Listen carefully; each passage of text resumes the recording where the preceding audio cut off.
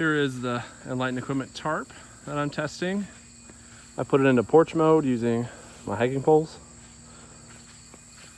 So I just put the line locks on the corners, wrapped it around the hiking pole, down to the ground, use some sticks as stakes. So like I mentioned, this is my porch mode. So from the side, you can see I don't have it set very high because I actually tied it off to the suspension instead of to the tree for my hammock. So I could actually raise this up quite a bit, but you can see how the porch, I have lots of coverage on the front with a slope in the back.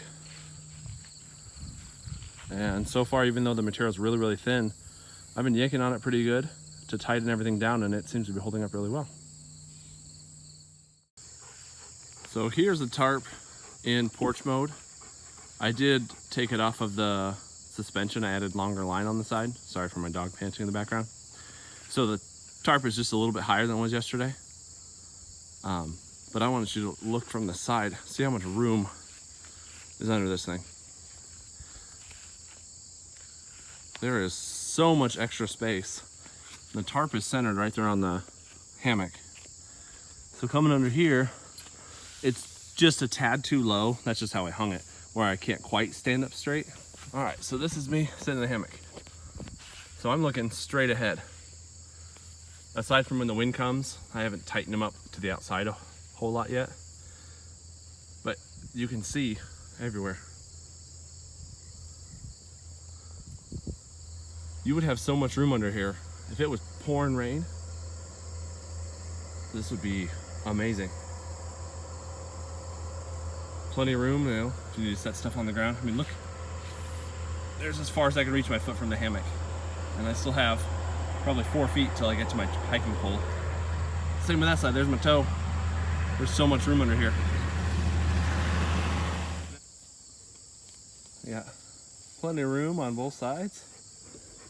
Got a decent angle. If it's raining, I could actually tighten it up. Probably a little more than it is. But if it was raining, I feel pretty protected. I'm gonna move the stakes in closer and we'll see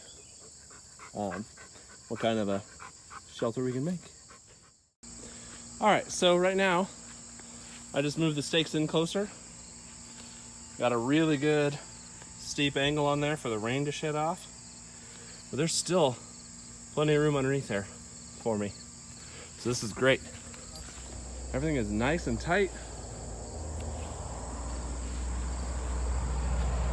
And aside from ducking down, I mean, there's plenty of room. So, get into my hammock again. Kick off the old flip-flops. Boom, we're laying down. Swaying a little bit. Plenty of room, look at that. Can't even, just barely touch up there. It's not quite as wide as my normal winter tarp. I have a Winter Dream 13 foot. But I'm gonna drop down the top just as low as I can, which in the winter I could potentially, I might just tie it off to that carabiner.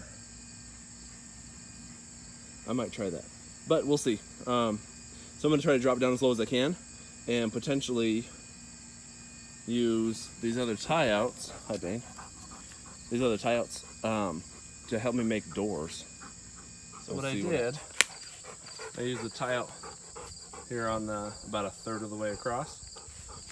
So the actual corner of the tarp, I ran back up to another tie out and across and actually staked it to the same stake as the opposite side. And now, let me come around the tree. It's not closed all the way, but you've got a pretty good windbreak right there. So if I did loosen up that stake on that corner, I could probably pull those two pretty close together. So actually, why don't I just do that?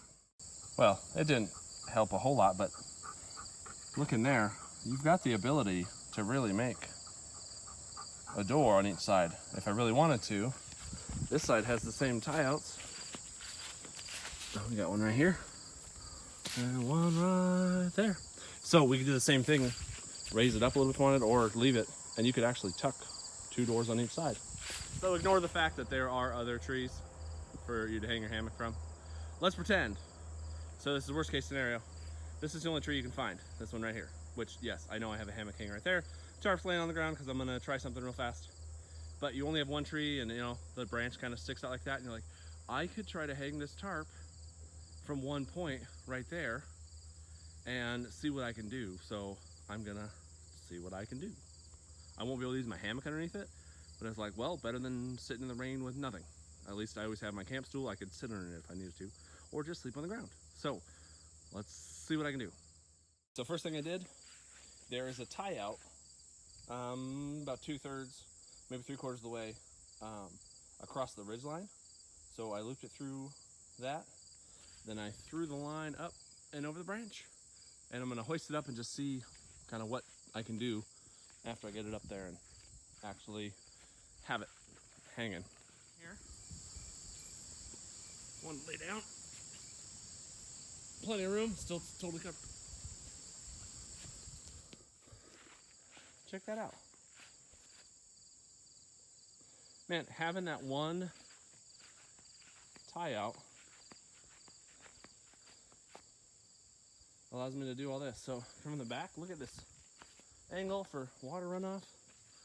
Look how it's actually fairly high for a top.